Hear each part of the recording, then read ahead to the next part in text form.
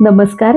गीता सुगीता कर्तव्या या मालिकेमध्ये तमोगुण या विषयावरचं विवेचन आपण या महिन्यात ऐकतोय.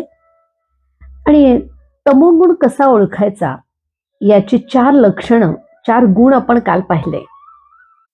अयुक्तः प्राकृतः स्तब्धः शठो नैष्कृतिकोलसः विषादी दीर्घसूत्रीच करता तामस उच्यते.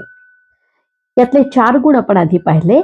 आता आपण 5वा गुण पाहूया, अनैष्कृतिक म्हणजे कृतघ्न, दुर्वर्तनी. प्राप्त झालेल्या सुखाची अजिबात जाणीव नसणारा आणि त्याविषयी अजिबात कृतज्ञता नसणारा. आपल्या परंपरेमध्ये अशी एक कल्पना आहे, डोळ्यांनी बघतो ध्वनी परिसतो कानी पदी चालतो, जिव्हेने रस चाखतो मधुरही भाषा आम्ही बोलतो, हातानी बहुसाल काम करीतो विश्रांतीही घ्यावया, घेतो झोप सुखे फिरोनी उठतो ही ईश्वराची दया.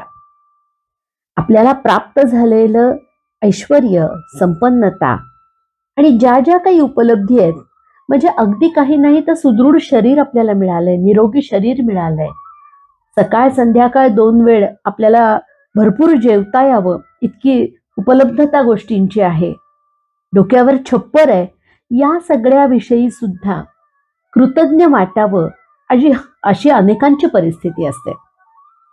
पण अनैष्कृतिकाला यातल्या कुठल्याही सुखाची जाणीव नसते आणि त्याविषयी त्याच्या मनामध्ये कृतज्ञता नसते. पुढचा गुण आहे अलसहा म्हणजे आळशी. निष्क्रियपणे निरर्थक गोष्टींवर विचार करणारा, झोपेच्या अधीन असणारा.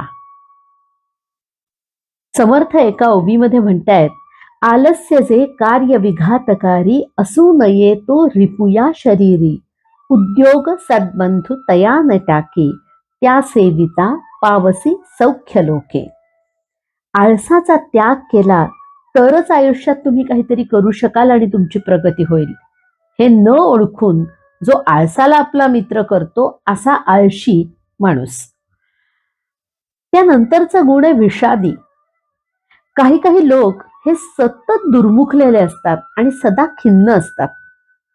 आणि होतं काय की आळस, निद्रा यामध्ये त्यांनी त्यांचा वेळ आणि शक्ती घालवल्यामुळे ते त्यांच्या कर्तव्यापासून परावृत्त होतात आणि त्यामुळे त्यांच्या पदरी दुःख येतं.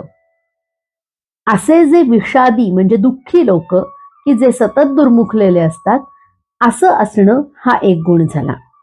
आणि शेवटचा गुण आहे दीर्घसूत्री म्हणजे चेंगट. खूप दीर्घ काळ काम करणारा, पण तरीही दीर्घोद्योगी नाही तर छोटसच काम खूप वेळ लावून चेंगटपणे करणारा, अनावश्यक वेळ घालवणारा. ही सगळी लक्षणं, हे सगळे गुण असणारा जो कोणी करता तो म्हणजे तमोगुण प्रधान असणारा. तामसिक माणसाला कधीही दान देण्याची प्रवृत्ती होत नाही. आणि दान द्यायची जेव्हा वेळ येते तेव्हा ते कशाला हवंय, का द्यायचं, त्याचा काय उपयोग, खरंच द्यायला हवं का, असे सगळे प्रश्न त्याला पडतात.